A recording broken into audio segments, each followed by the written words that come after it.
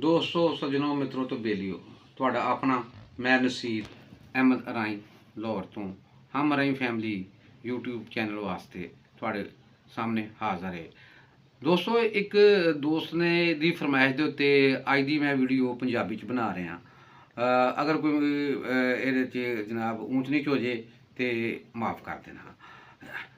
ਅਸੀਂ ਪਰਸੋਂ ਜਾ ਰਹੇ ਹਾਂ ਯਾਨੀ ਕਿ 22 ਦਸੰਬਰ ਨੂੰ ਸਾਹੀਵਾਲ ਦੇ ਵਿੱਚ ਅੰਜਮਨ ਰਾਈਆਂ ਦੇ ਯੂਨਿਟ ਵਾਸਤੇ ਅੰਜਮਨ ਰਾਈਆਂ ਸਾਹੀਵਾਲ ਦੇ ਨੋਟੀਫਿਕੇਸ਼ਨ ਦੇਣ ਵਾਸਤੇ।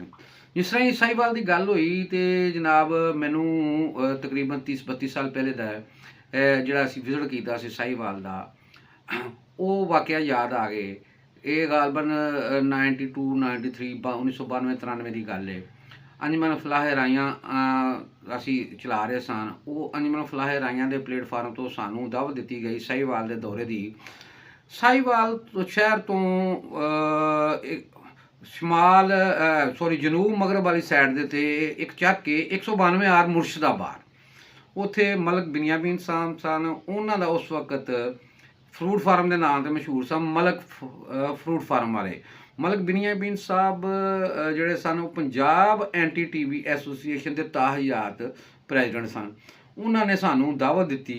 ਉਹਨਾਂ ਨੇ ਇੱਕ ਆਰਟ ਗੈਲਰੀ ਵੀ ਉੱਥੇ ਬਣਾਈ ਹੋਈ ਸੀ। ਘਰ ਉਹਨਾਂ ਦਾ ਥੋੜ੍ਹਾ ਦੂਰ।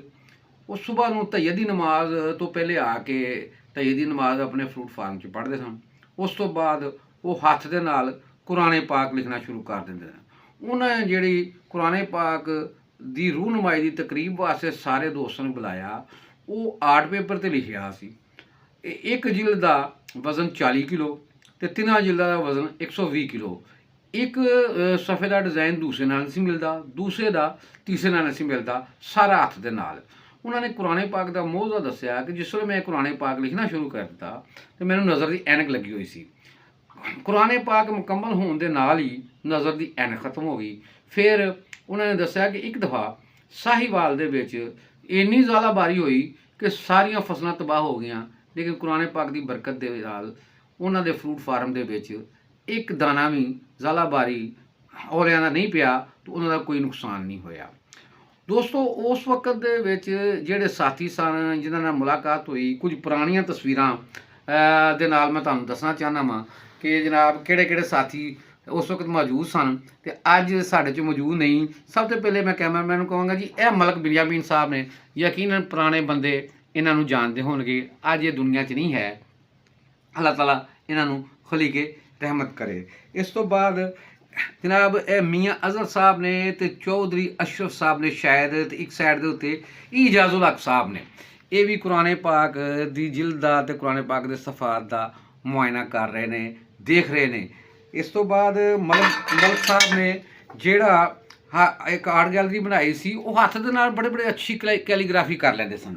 ਇਹ ਅੱਲਾ ਦੇ ਨਾਂ ਦੇ ਲਿਖੇ ਹੋਏ ਹੱਥ ਦੇ ਨਾਲ ਆਇਲ ਮਾਰਕਰ ਦੇ ਨਾਲ ਜਨਾਬ ਇਹ ਗਿਫਟ ਕੀਤੇ ਗਏ। ਇਹ ਵੀ ਉਹਨਾਂ ਨੇ ਉੱਥੇ ਬਣਾਏ ਸਨ। ਉਹ ਦੱਸਦੇ ਨੇ ਕਿ ਕਾਫੀ ਸਟੂਡੈਂਟ ਆਉਂਦੇ ਸਨ ਉਹਨਾਂ ਦੀ ਆਰਟ ਗੈਲਰੀ ਦਾ ਵਿਜ਼ਿਟ ਕਰਨ ਵਾਸਤੇ। ਇਹ ਜਨਾਬ ਇਹ ਇਜਾਜ਼ੁਲ ਹਕ ਸਾਹਿਬ ਨੂੰ ਇੱਕ ਅੱਲਾ ਹੱਥ ਦੇ ਨਾਲ ਲਿਖਿਆ ਹੋਇਆ ਉਹਨਾਂ ਦੇ ਨਾਲ ਉਹਨਾਂ ਨੂੰ ਗਿਫਟ ਕਰ ਰਹੇ ਨੇ, ਦੇ ਰਹੇ ਨੇ।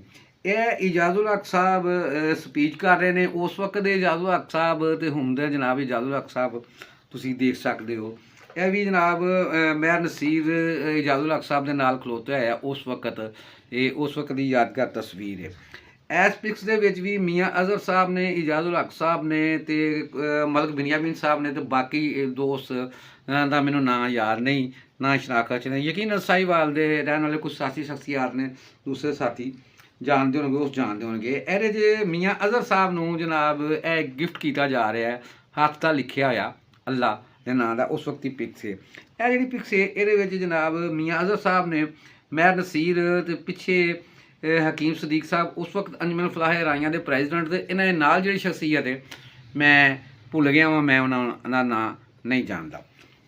ਇਸ ਪਿਕਸ ਦੇ ਵਿੱਚ ਵੀ ਕੁਝ ਸਾਥੀ ਸਾਡੇ ਇਸ ਦੁਨੀਆ ਤੋਂ ਜਾ ਚੁੱਕੇ ਨੇ, ਜਿਨ੍ਹਾਂ ਦੇ ਵਿੱਚ ਉਸ ਵਕਤ ਅੰਜਮਨ ਫਲਾਹ ਰਾਈਆਂ ਦੇ ਹਾਜੀ ਸ਼ਬੀਰ ਸਾਹਿਬ ਫਾਈਨਾਂਸ ਸੈਕਟਰੀ, ਮਲਕ ਮੁਹੰਮਦ ਬੂਟਾ, ਇਹਦੇ ਨਾਲ ਜਨਾਬ ਮੀਆਂ ਤਾਰਕ ਸਾਹਿਬ, ਅਸਗਰ ਸਾਹਿਬ ਔਰ ਹਕੀਮ ਸਿੱਦੀਕ ਸਾਹਿਬ ਮੌਜੂਦ ਨੇ। ਇਹ ਨਾਯਾਬ ਕਿਸਮ ਦੀਆਂ ਤਸਵੀਰਾਂ ਨੇ ਪੁਰਾਣੀਆਂ। ਸਾਹੀਵਾਲ ਦੇ ਵਿਜ਼ਿਟ ਦੇ ਹਵਾਲੇ ਦੇ ਨਾਲ ਮੈਂ ਰਿਕਾਰਡ ਦੇਖ ਰਿਹਾ ਸਾਂ ਤੇ ਜਨਾਬ ਦੀ ਖਿਦਮਤ 'ਚ ਦੱਸ ਰਿਹਾ। ਇਹਦੇ ਵਿੱਚ ਵੀ ਕੁਝ ਸਿਆਸੀ ਸ਼ਖਸੀਅਤ ਮੈਂ ਨਹੀਂ ਜਾਣਦਾ ਹੈਗਾ, ਕੁਝ ਦੋਸਤ ਜਾਣਦੇ ਹੋਣਗੇ। ਇਸ ਪਿਕਸ ਦੇ ਵਿੱਚ ਵੀ ਜਨਾਬ ਮਲਕ ਬਿਨਯਾਮੀਨ ਸਾਹਿਬ ਨੇ ਤੇ ਹਕੀਮ ਸਿੱਦੀਕ ਸਾਹਿਬ, ਮੇਹਰ ਬੂਟਾ ਸਾਹਿਬ, ਇਹ ਵੀ ਇਸ ਪਿਕਸ ਦੇ ਵਿੱਚ ਵੀ ਤੁਸੀਂ ਦੇਖ ਸਕਦੇ ਹੋ। ਇਹ ਜਿਹੜੀ ਪਿਕਸ ਹੈ ਇਹਦੇ ਵਿੱਚ 3 ਬੜੀ ਅਹਿਮ ਸ਼ਖਸੀਅਤ ਜਨਾਬ ਚੌਧਰੀ ਅਸ਼ਰਫ ਲੀਡਰ ਜਿਹਨਾਂ ਨੂੰ ਕਿਹਾ ਜਾਂਦਾ ਸਾਹੀਵਾਲ ਤੋਂ, ਦਰਮਿਆਨ ਦੇ ਵਿੱਚ ਮੀਆਂ ਅਜ਼ਹਰ ਸਾਹਿਬ ਨੇ, ਇੱਕ ਸਾਈਡ ਤੇ ਇਜਾਜ਼ੁਲ ਹਕ ਸਾਹਿਬ ਨੇ। ਵਕਤ ਬਹੁਤ ਕੁਝ ਬਦਲਦਾ ਜਨਾਬ, ਹੁਣ ਜ਼ਾਹਿਰ ਹੈ ਇਹਨਾਂ ਦੇ ਫੇਸ ਉੱਤੇ ਵੀ ਫਰਕ ਪੈ ਚੁੱਕਿਆ ਹੈ। ਇਹਦੇ ਵਿੱਚ ਵੀ ਮੀਆਂ ਅਜ਼ਹਰ ਸਾਹਿਬ, ਮਲਕ ਬੂਟਾ ਸਾਹਿਬ ਤੇ ਬਾਕੀ ਸਾਥੀ ਸਾਰੇ ਕੁਝ ਸਾਈਡ ਦੇ ਉੱਤੇ। ਇੱਕ ਮੇਰੀ ਵੀ ਪਿਕਸ ਹੈ। ਇਸ ਪਿਕਸ ਦੇ ਵਿੱਚ ਵੀ ਜਨਾਬ ਮੀਆਂ ਅਜ਼ਹਰ ਸਾਹਿਬ ਨੇ ਤੇ ਬਾਕੀ ਹੋਰ ਸਾਥੀ ਜਿਹੜੇ ਲਾਹੌਰੋਂ ਗਏ ਸਨ ਉਸ ਵਕਤ ਉਹ ਮੌਜੂਦ ਨੇ। ਇਸ ਪਿਕਸ ਦੇ ਵਿੱਚ ਵੀ ਜਨਾਬ ਮੀਆਂ ਅਜ਼ਹਰ ਸਾਹਿਬ ਨੇ, ਮੀਆਂ ਤਾਰਕ ਮਹਿਮੂਦ TDM ਐਂਟਰਪ੍ਰਾਈਜ਼ਜ਼ ਤੇ ਉਸ ਵਕਤ ਦੇ ਪ੍ਰੈਜ਼ੀਡੈਂਟ ਅੰਜਮਨ ਫਲਾਹ ਰਾਈਆਂ ਹਕੀਮ ਮੇਹਰ ਮੁਹੰਮਦ ਸਦੀਕ ਰਾਈ ਸਾਹਿਬ।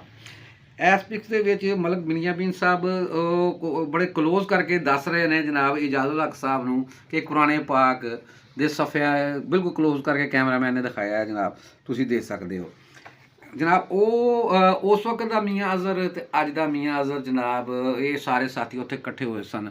ਉਸ ਵਕਤ ਮੈਂ ਸ਼ਾਇਦ ਨਵਾਜ਼ ਸ਼ਰੀਫ ਦਾ ਪਹਿਲਾ ਦੌਰ ਚੱਲ ਰਿਹਾ ਸੀ ਤੇ ਇਹ ਸਿਆਸਤਦਾਨ ਸਾਰੇ ਇਕੱਠੇ ਹਨ।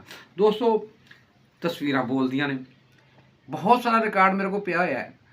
मैं अगर रोज़ाना भी एक व्लॉग करा या वीडियो बनावा तो मेरा ख्याल कि साल, सवा साल, 1.5 साल तो लग सकता है जनाब दे नॉलेज वास्ते, इन्फॉर्मेशन वास्ते ते दसन वास्ते। ये अज की वीडियो होवे तुहानू कैसी लगी तुसीं सानू दसना है कि पंजाबी कैसी लगी है या उर्दू कैसी लगी। तुहाडा सारिਆਂ ਦਾ बहुत शुक्रिया। चैनल नू सबसक्राइब करना, लाइक करना, वीडियो पूरी देखनी है तो चैनल नू सपोर्ट करना है। दुआवां की दरखास्त है। मैं नसीर अहमद अराई।